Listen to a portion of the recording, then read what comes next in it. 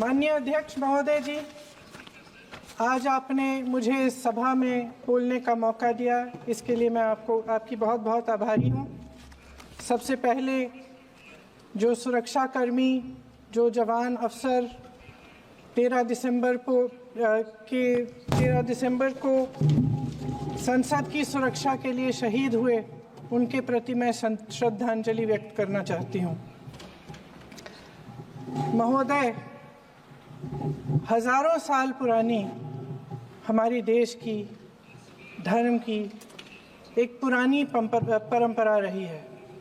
ये परंपरा संवाद, चर्चा की रही है। एक गौरवशाली परंपरा है जो दर्शन ग्रंथों में, वेदों में, उपनिषदों में दिखती है। वाद विवाद और संवाद की हमारी पुरानी संस्कृति है।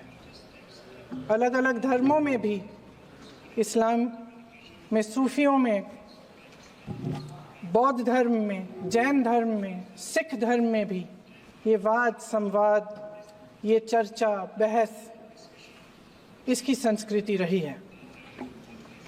इसी परंपरा से उभरा हमारा स्वतंत्रता संग्राम। हमारा स्वतंत्रता संग्राम विश्व में एक अनोखा संग्राम था, एक अनोखी लड़ाई थी जो अहिंसा और सत्य पर आधारित थी। ये वाद संवाद की जो परंपरा है, इसको इस संग्राम ने आगे कैसे बढ़ाया? क्योंकि ये जो संग्राम था, ये जो लड़ाई थी हमारी आज़ादी के लिए, एक बेहद लोकतांत्रिक लड़ाई थी। इसमें देश के किसान, देश के जवान, देश के मजदूर, देश के अधिवक्ता, देश के बुद्धिजीवी, चाहे किसी भी जाति के हो, चाहे किसी भी धर्म के हों, चाहे किसी भी भाषा को बोलते हों, सब इस स्वतंत्रता संग्राम में शामिल हुए। सब ने हमारे देश की आज़ादी की लड़ाई लड़ी।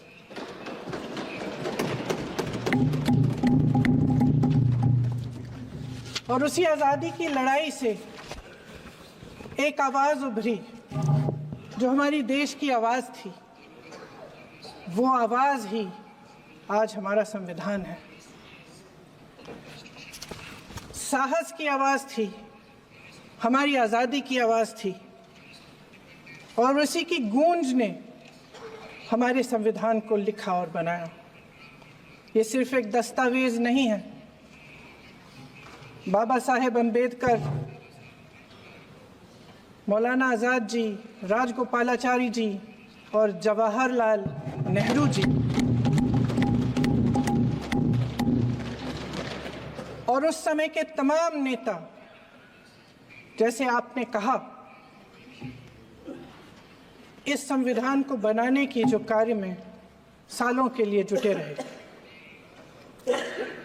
हमारा संविधान इंसाफ, उम्मीद, अभिव्यक्ति और आकांक्षा की वो ज्योत है जो हर हिंदुस्तानी के दिल में जलती है। अध्यक्ष महोदय, इस ज्योत ने हर एक भारतीय को ये पहचानने की शक्ति दी कि उसे न्याय मिलने का अधिकार है, कि उसमें अपने अधिकारों के लिए आवाज उठाने की क्षमता है, कि जब वो आवाज उठाएगा तो सत्ता को उसके सामने झुकना पड़ेगा। इस संविधान ने हर एक देशवासी को ये अधिकार दिया कि वो सरकार बना भी सकता है और सरकार बदल भी सकता है।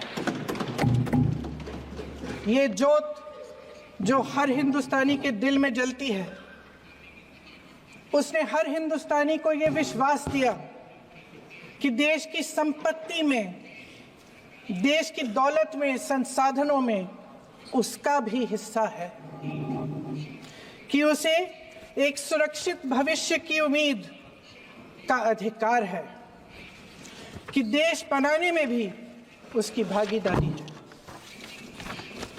उम्मीद और आशा की ये ज्योत मैंने देश के कोने कोने में खुद देखी है। उन्नाव में मैं एक रेप पीड़िता के घर गई।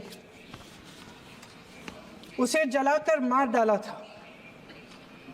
वो शायद 20-21 साल की होगी। हम सबके बच्चे हैं।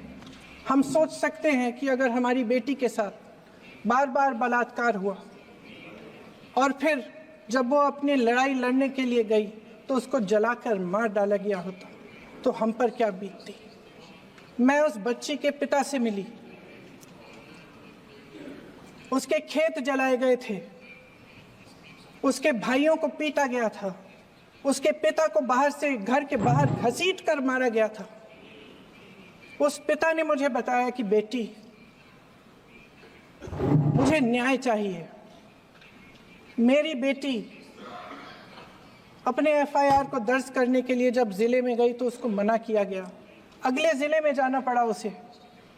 वो रोज सुबह 6 बजे उठकर तैयार होकर अकेली अपने मुकदमे को लड़ने के लिए अगले जिले में ट्रेन से जाती थी। उसके पिता ने मुझे कहा कि मैंने उससे कहा, बेटी अकेले मत जाओ, छोड़ दो ये लड़ाई। लेकिन उसकी बेटी ने उसको जवाब दिया कि नहीं पिताजी, मैं अकेली जाऊंगी, मैं लड़ूंगी, ये मेरी लड़ाई है, मैं इसको लड़ूंगी। ये लड़ने की क्षमता, ये हिम्मत उस लड़की को और करोड़ों भारत की नारियों को हमारे संविधान ने दी। आगरा में मैं अरुण वाल्मीकि के घर गई। अरुण वाल्मीकि पुलिस स्टेशन में काम करता था, सफाई का काम करता था। आप सोच सकते हैं हमारी तरह उसका भी परिवार था। नई नई शादी हुई थी, 2-3 महीनों का बच्चा था। पुलिस स्टेशन में चोरी हो गई। चोरी का इल्जाम उस पर लगाया गया। उसके पूरे परिवार को उठाकर पुलिस स्टेशन में ले गए। आप हंस रहे हैं, लेकिन ये गंभीर बात है। और क्या गंभीर बात। शर्म करो, शर्म।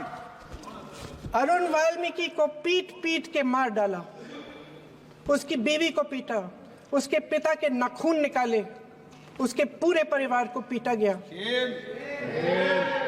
जब मैं उस जवान महिला से मिलने गई जो अभी अभी विधवा हुई थी, तो उसने मुझे कहा कि दीदी, हमें सिर्फ एक चीज चाहिए, हमें न्याय चाहिए और हम इस न्याय के लिए लड़ते रहेंगे, चाहे कुछ भी हो जाए।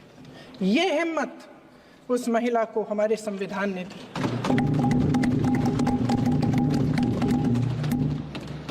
संभल के कुछ लोग आए थे हमसे मिलने जो मृतकों के परिवार के सदस्य थे। उसमें 2 बच्चे थे, अदनान और उजैर। अब सुनिए। उसमें 2 बच्चे थे, अदनान और उजैर। एक बच्चा मेरे बच्चे की उम्र का है, दूसरा उससे छोटा 17 साल का है। दर्जी के बेटे थे। दर्जी का एक ही सपना था कि वो अपने बेटों को पढ़ाएगा लिखाएगा। एक बेटा डॉक्टर बनेगा, एक बेटा भी सफल होगा दूसरा बेटा भी अपने जीवन में सफल होगा। उनके पिताजी हर रोज उनको स्कूल छोड़ते थे। उस दिन भी स्कूल छोड़ने के बाद अपनी दुकान में चले गए। उन्हें पता नहीं था कि विवाद हो रहा है। उन्होंने भीड़ देखी, घर आने की कोशिश की तो पुलिस ने गोली से मार डाला। वो 17 साल का बच्चा अदनान मुझसे कहता है, वो 17 साल का बच्चा अदनान मुझसे कहता है कि मैं बड़ा होकर डॉक्टर बन के दिखाऊंगा, मैं अपने पिता का सपना साकार करूंगा। ये सपना, ये आशा उसके दिल में हमारे संविधान ने डाली। अध्यक्ष महोदय, हमारे देश के करोड़ों देशवासियों के संघर्ष में, अपने अधिकारों की पहचान में, इनकी कठिन से कठिन परिस्थितियों से लड़ने की अपार हिम्मत में और देश से न्याय की अपेक्षा में हमारे संविधान की ज्योत जल रही है। मैंने हमारे संविधान की ज्योत को जलते हुए देखा है और इसके साथ साथ ये भी समझा है कि हमारा संविधान एक सुरक्षा कवच है। एक ऐसा सुरक्षा कवच है जो देशवासियों को सुरक्षित रखता है, न्याय का कवच है, एकता का कवच है और अभिव्यक्ति की आज़ादी का कवच है। दुख की बात यह है कि मेरे सत्ता पक्ष के साथी जो बहुत बड़ी बड़ी बातें करते हैं, इन्होंने इन 10 सालों में ये सुरक्षा कवच, सत्ता पक्ष के मेरे साथियों ने ये सुरक्षा कवच तोड़ने का पूरा प्रयास किया है। संविधान में सामाजिक, आर्थिक और राजनीतिक न्याय का वादा है। ये वादा एक सुरक्षा कवच है जिसको तोड़ने का काम शुरू हो चुका है। लैटरल एंट्री और निजीकरण के जरिए ये सरकार आरक्षण को कमजोर करने का काम कर रही है। अगर लोकसभा में ये नतीजे नहीं आए होते तो ये संविधान बदलने का काम भी शुरू कर लेते। सच्चाई ये है अध्यक्ष महोदय कि आज संविधान बार बार इसलिए कह रहे हैं क्योंकि इस चुनाव में इनको पता चल गया कि इस देश की जनता ही इस संविधान को सुरक्षित रखेगी, कि इस चुनाव में हारते हारते जीतने से इन्हें एहसास हुआ कि ये संविधान बदलने की बात इस देश में नहीं चलेगी। आज जनता की मांग है कि जाति जनगणना हो। सत्ता पक्ष के मेरे साथी ने इसका जिक्र किया। ये जिक्र भी आज इसलिए हो रहा है क्योंकि चुनाव में ये नतीजे आए। ये जाति जनगणना इसलिए जरूरी है ताकि हमें पता चले कि किसकी क्या स्थिति है और नीतियां उस हिसाब से बने।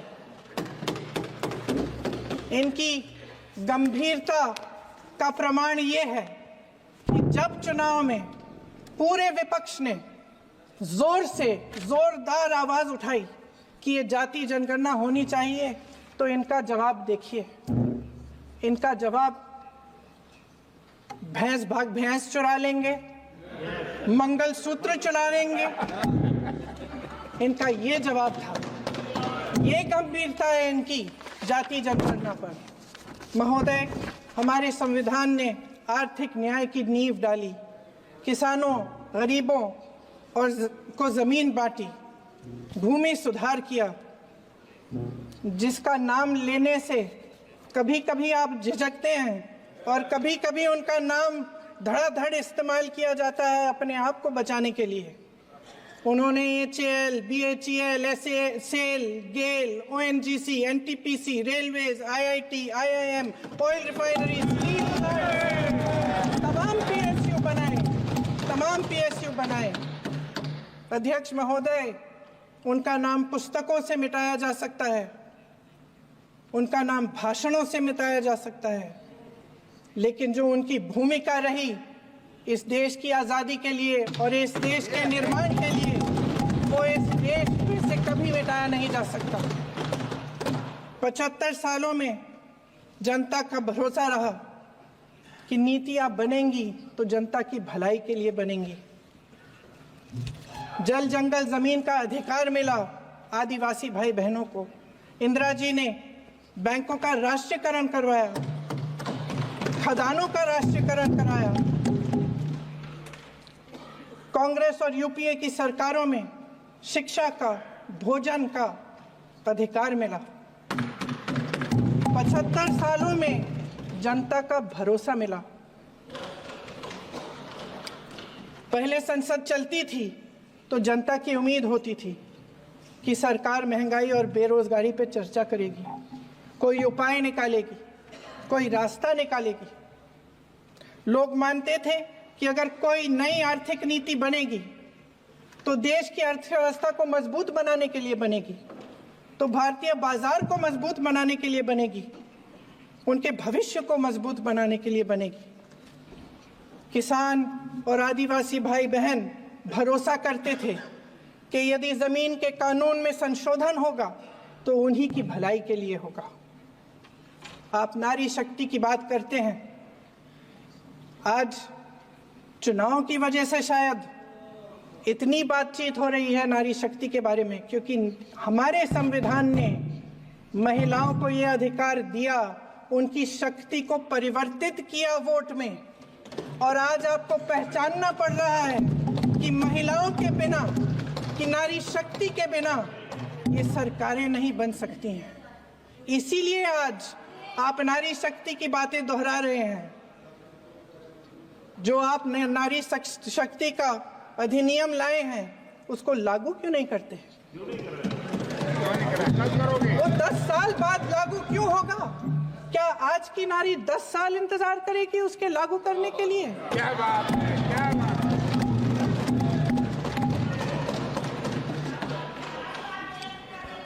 आज संसद में बैठे हुए सत्ता पक्ष के मेरे साथी ज्यादा से ज्यादा अतीत की बातें करते हैं।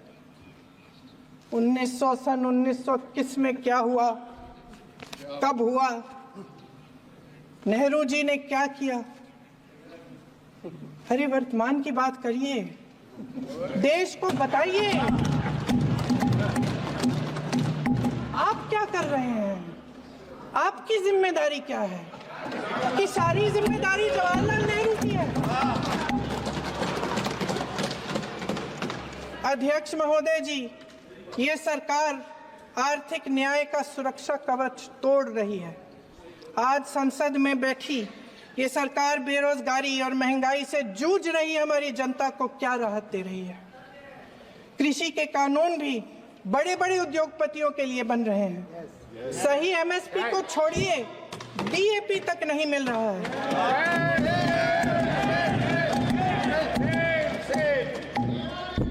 वायनाड से लेकर ललितपुर तक इस देश का किसान रो रहा है। आपदा आती है तो उसको कोई राहत नहीं मिलती। भगवान भरोसे है आज इस देश का किसान, उसको छोड़ दिया गया है। आज हिमाचल में देखिए, जितने भी कानून बने हैं वो सब बड़े बड़े उद्योगपतियों के लिए बन रहे हैं। हिमाचल में जो सेब उगता था उसके जो छोटे छोटे किसान हैं वह रो रहे हैं, क्योंकि एक व्यक्ति के लिए सब कुछ बदला जा रहा है। सुनने की हिम्मत रखो।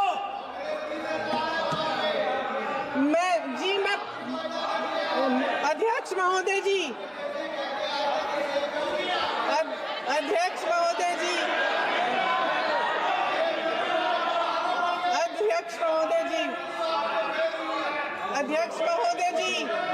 अडानी जी को सारे कोल्ड स्टोरेज प्रदेश की सरकार ने नहीं दिए।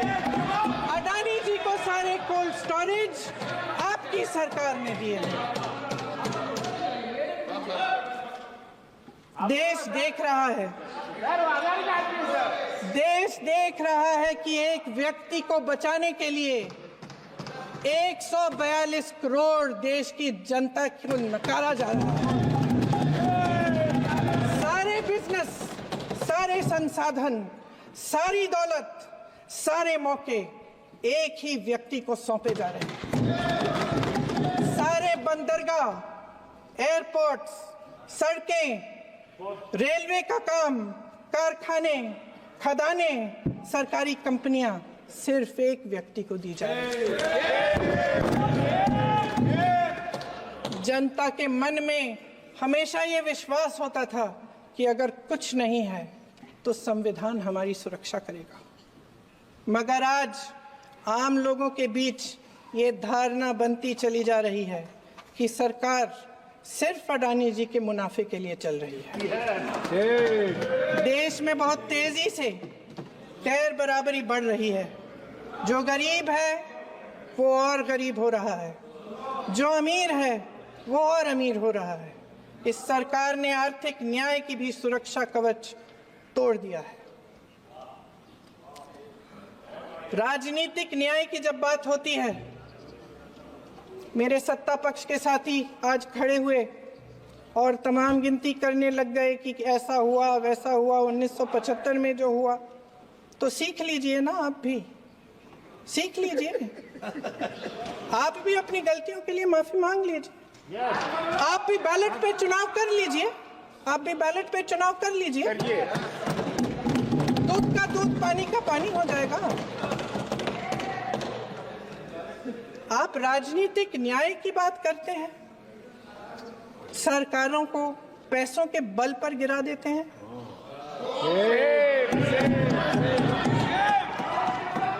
मेरा आग्रह है कि अपन संविधान में सकारात्मक बोले।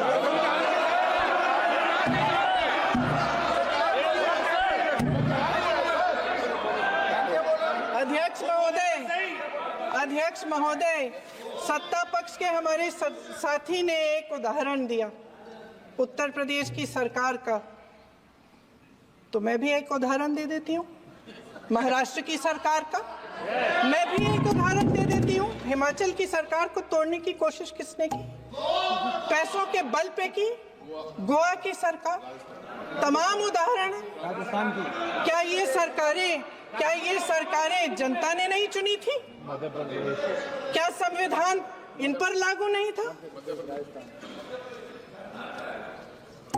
पूरी देश की जनता जानती है कि इनका हंसती है, जानती है कि इनके यहाँ तो वॉशिंग मशीन है।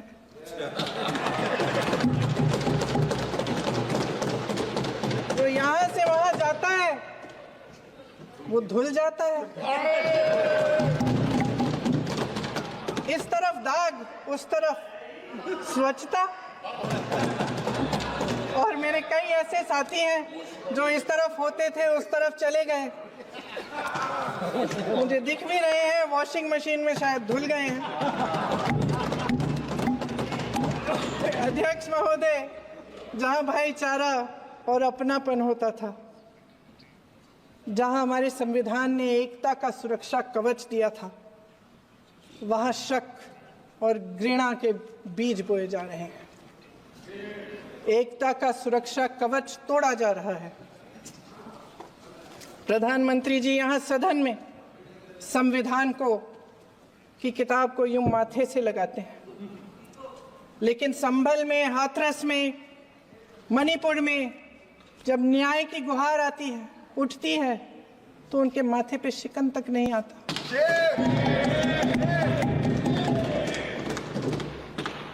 शायद समझ नहीं पाए हैं कि भारत का संविधान संघ का विधान नहीं है।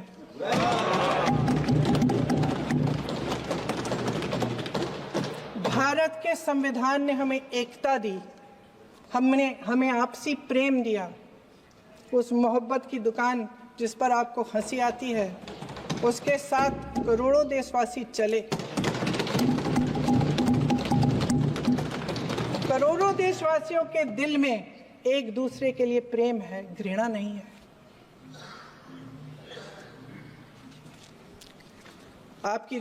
इनकी जो विभाजनकारी नीतियां हैं, उसका नतीजा हम रोज देखते हैं।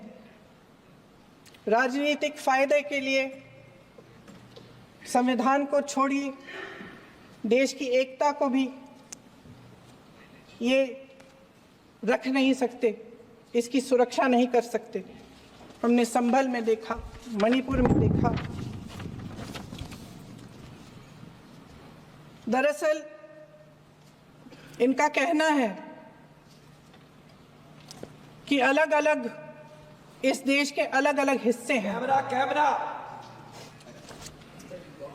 लेकिन हमारा संविधान कहता है कि ये देश एक है और ये देश एक रहेगा। जहां खुला विवाद होता था, अभिव्यक्ति का सुरक्षा कवच होता था, इन्होंने भय का माहौल पैदा किया है। सत्ता पक्ष के मेरे साथी अक्सर 75 सालों की बात करते हैं, लेकिन इन 75 सालों में ये उम्मीद, आशा, ये अभिव्यक्ति की ज्योति कभी थमी नहीं, कभी बुझी नहीं। इस देश की जनता ने खुलकर आलोचना की, निडर होकर धरने किए, प्रदर्शन किए। जब जब जनता नाराज हुई, तब तब सत्ता को ललकारा, उसे चेतावनी दी, बड़े से बड़े नेताओं को कटघरे में खड़ा किया, उनसे जवाब मांगा, न्याय मांगा। इस देश के छोटे छोटे से नुक्कड़ की दुकानों में, चाय की दुकानों में, इस देश के घरों में, गलियों में, मोहल्लों में, अखबारों में, प्रकाशन घरों में, न्यायपालिकाओं में चर्चा कभी बंद नहीं हुई, लेकिन आज ये माहौल नहीं है। आज जनता को सच बोलने से डराया जाता है, धमकाया जाता है। पत्रकार हो या विपक्ष का नेता हो या किसी यूनिवर्सिटी का प्रोफेसर हो, छात्र संघ हो या कर्मचारियों का संगठन हो, सबका मुंह बंद कराया जाता है। किसी पे ईडी, किसी पे सीबीआई, किसी पे इनकम टैक्स, फर्जी मुकदमे लगवाए जाते हैं, जेल में डाल दिया जाता है। विपक्षी नेताओं को जेल में डाल दिया जाता है, उनको सताया जाता है। किसी को नहीं छोड़ा इस सरकार ने। देशद्रोही कह के उत्तर प्रदेश में मुझे याद है कुछ अध्यापिकाएं प्रदर्शन कर रही थी, उन पर मुकदमा डाल दिया देशद्रोही का, उन्हें देशद्रोही कह दिया। इन्होंने देश का पूरा माहौल भय से भर दिया है। इनकी मीडिया की मशीन झूठ फैलाती है, तरह तरह के आरोप लगाती है, और शायद वह भी भय में ही है। महोदय, मैं इस सदन को याद दिलाना चाहती हूं कि ऐसा डर का माहौल देश में अंग्रेजों के राज में था। जब इस तरफ बैठे हुए गांधी की विचारधारा वाले लोग आजादी की लड़ाई लड़ रहे थे और उस तरफ वाली विचारधारा वाले लोग भय में रहकर अंग्रेजों के साथ साठ-गांठ कर रहे थे। लेकिन अध्यक्ष महोदय, भय का भी अपना स्वभाव होता है। भय फैलाने वाले हमेशा भय का खुद शिकार बन जाते हैं। ये प्रकृति का नियम है।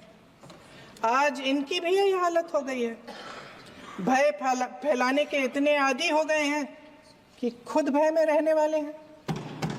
चर्चा से डरते हैं, आलोचना से घबराते हैं। कई दिनों से हम मांग रहे हैं कि चर्चा करिए, लेकिन चर्चा करने की हिम्मत ही नहीं है।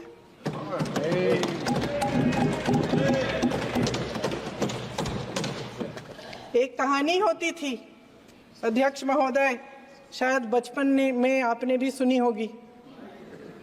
राजा भेष बदलकर बाजार में आलोचना सुनने जाता था।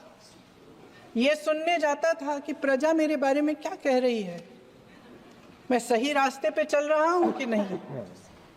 लेकिन आज का राजा, भेष तो बदलते हैं आज के राजा, शौक तो है उनको भेष बदलने का, लेकिन न जनता के बीच जाने की हिम्मत है और न आलोचना सुनने की।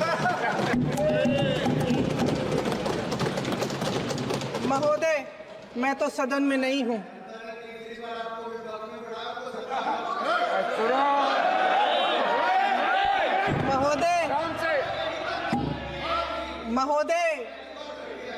महोदय, जनता में बहुत विवेक है, ये सही है।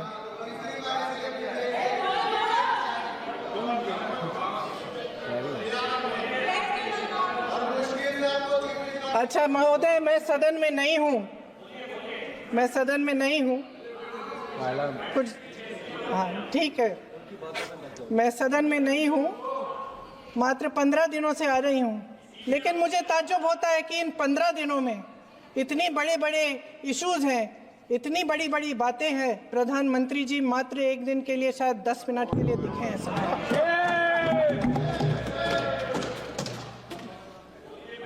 बात यह है अध्यक्ष महोदय जी कि ये देश भय से नहीं, साहस और संघर्ष से बना है। इसको बनाने वाले देश के किसान, जवान, देश के करोड़ों मजदूर और गरीब जनता है। संविधान इनको साहस देता है। मेहनती मिडिल क्लास है और इस देश के जो करोड़ों देशवासी हैं, जो रोजाना भयंकर परिस्थितियों का सामना करते हैं, उनको साहस देता है। वायनाड में जो आपदा आई, उसमें एक छोटा लड़का था 17 साल का। 6 घंटों के लिए उसने अपनी माँ को बचाने की कोशिश की। 6 घंटों के लिए आप सोच सकते हैं कि अगर नदी की धारा बह रही है, नाराज है, आप अपनी माँ को पकड़े हो, 6 घंटों के लिए पकड़े रखते हो कि मेरी माँ बच जाएगी, और अंत में वो माँ भी बह जाती है। उस लड़के का साहस, उन महिलाओं का साहस जो पीड़ित हैं लेकिन फिर भी अपनी लड़ाई लड़ रहे हैं, उन संभल के बच्चों का साहस जिनके पिताजी अभी अभी गुजर गए लेकिन फिर भी उनके सपनों को साकार करने की हिम्मत है, उनका साहस है, उस साहस से संविधान ने दिया है।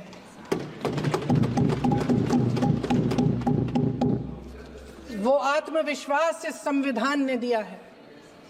ये देश भय से नहीं चल सकता, ये देश साहस से ही चलेगा। भय की भी सीमा होती है, और जब वो सीमा पार हो जाती है, जब किसी को इतना दबाया जाता है कि उसको लगने लगता है कि अब मेरे पास खोने के लिए कुछ नहीं है, तब उसमें एक ऐसी शक्ति पैदा होती है जिसके सामने कोई कायर खड़ा नहीं हो सकता। ये देश कायरों के हाथों में ज्यादा देर तक कभी नहीं रहा है। ये देश उठेगा, ये देश लड़ेगा, सत्य मांगेगा, सत्यमेव जयते। जय हिंद।